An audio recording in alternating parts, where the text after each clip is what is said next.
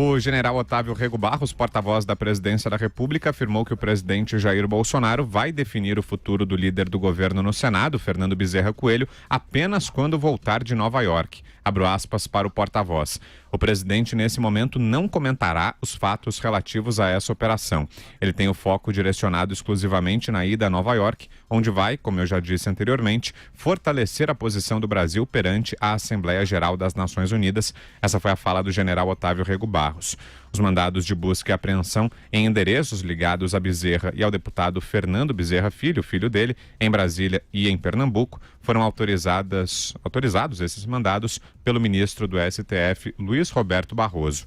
A decisão é de 9 de setembro e atende a um pedido da Polícia Federal. Raquel Dodge, então Procuradora-Geral da República, se manifestou contra a ação contra o senador. Diga, Josias.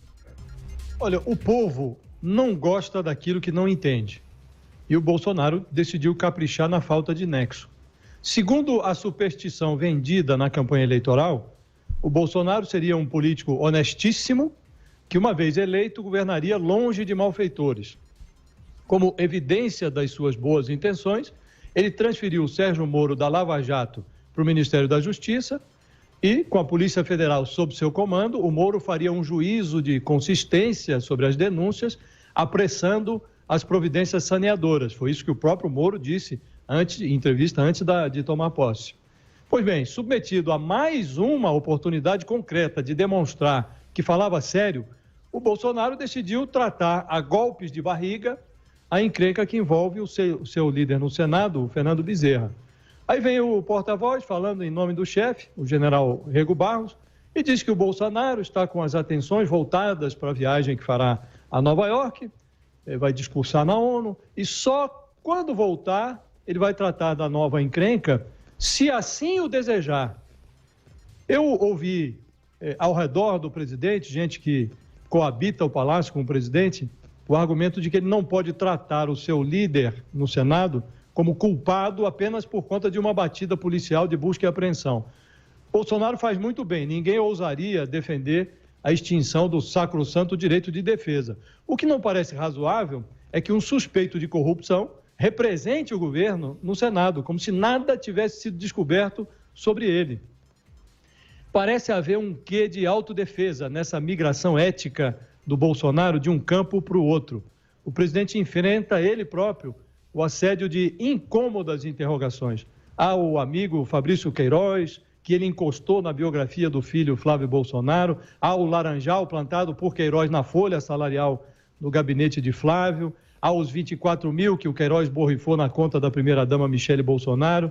O Bolsonaro, por isso, transforma o esforço de proteção a Fernando Bezerra num processo de desmoralização da Polícia Federal e de Sérgio Moro. Mantendo-se nessa trilha, o presidente vai transformar em bobo o eleitor que votou nele, imaginando que estava virando a página da corrupção. Virou, só que para trás.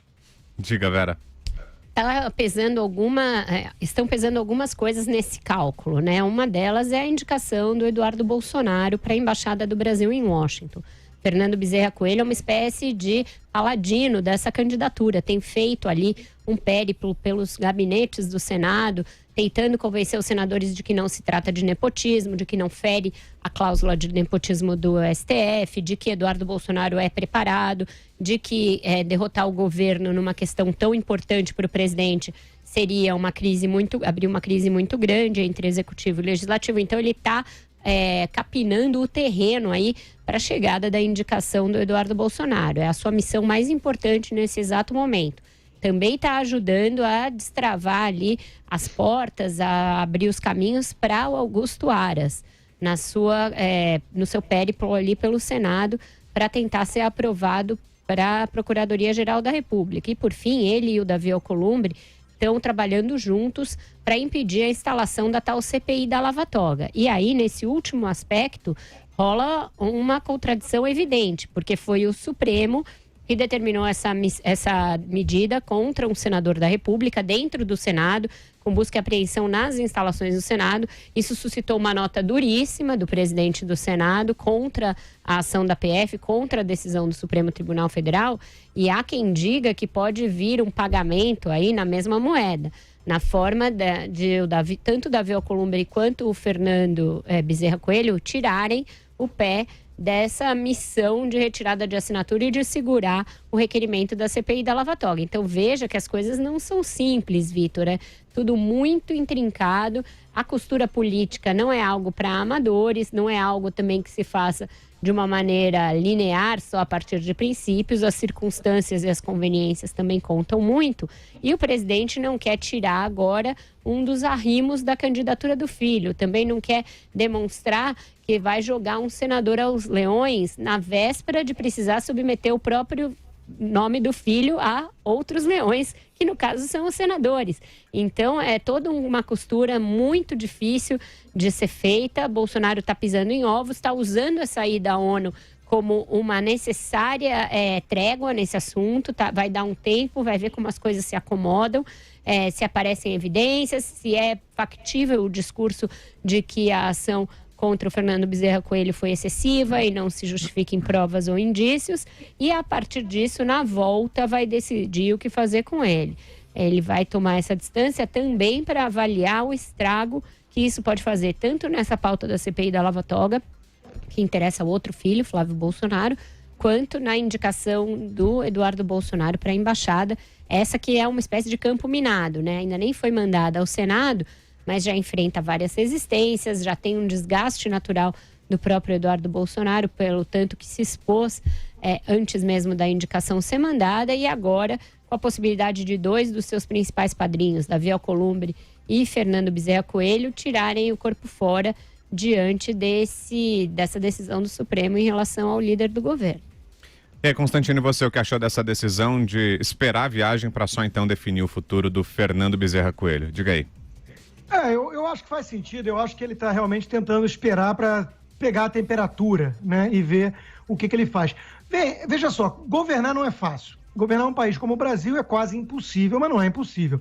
Só que se ele fosse um estadista, ele já ia enfrentar um monte de dilemas como esse, né? Quer dizer, você tem ali o trade-off que nós falamos já no programa ontem, um sujeito que é um exímio articulador, conhece o regimento, conhece todos os senadores bem e consegue entregar resultados, ao mesmo tempo é quem é.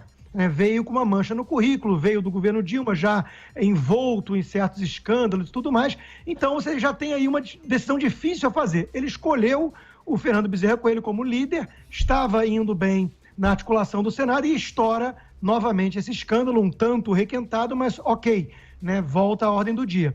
O que ele faz? Ele assume o custo político de bancar que a questão ética não é tão prioritária ou purista assim como ele usava na narrativa de campanha, ou ele perde o articulador e entrega menos resultados para poder manter a imagem próxima de incorruptível. Então, se ele fosse um estadista, isso já seria um dilema pesado, e ninguém disse que governar era fácil, e se ele queria moleza, sentasse no pudim, né? Agora, o problema é que ele adicionou de forma totalmente desnecessária camadas de complexidade a isso. Uma delas é a insistência obcecada de apontar o filho sem nenhuma qualificação para a embaixada em Washington, que precisa da sabatina do Senado. Então, isso o colocou como presidente numa posição muito mais fragilizada em relação ao Senado, porque ele precisa de alguma coisa em troca e alguma coisa que não faz sentido do ponto de vista do país, para resultados, para governabilidade, para nada disso. Então, é um custo alto e totalmente desnecessário. E, além de tudo, tem a questão do outro filho, do Flávio, e aí envolve já um passado também mais complicado, né?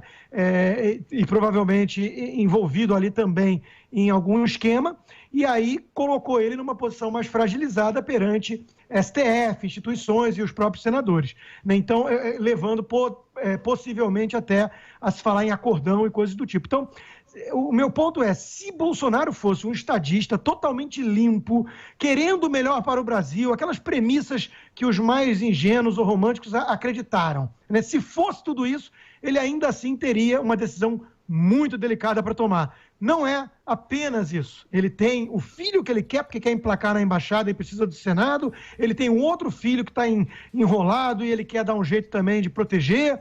Isso vai dificultar ainda mais, na minha opinião, a manutenção da bandeira da ética. Ou seja, o presidente já está tomando uma decisão que tem um custo ético de imagem, porque não está protelando uma decisão mesmo com tudo que veio à tona, e eu acho que se ele sentir que dá para ser digerida essa decisão à frente, quando ele voltar da viagem, ele vai empurrar com a barriga para manter o pragmatismo, ou seja, temos um mito incorruptível que se tornou o mais novo pragmático da velha política. Para você que a questão toda aí, só para uma coisa muito rápida aqui, Vitor, a questão toda é o resultado que o presidente está querendo entregar, né? Ele faz esse cambalacho todo para entregar o seguinte resultado: a aprovação do filho para a embaixada em Washington e uma média com o Supremo, que está sendo feita pelo Alcolumbre, para proteger o outro filho que está encrencado lá no Rio de Janeiro com decisões no Supremo. Então, é uma mercadoria muito suja. Nesse ambiente, a governabilidade vira um vocábulo que é uma gazua que justifica as piores coisas.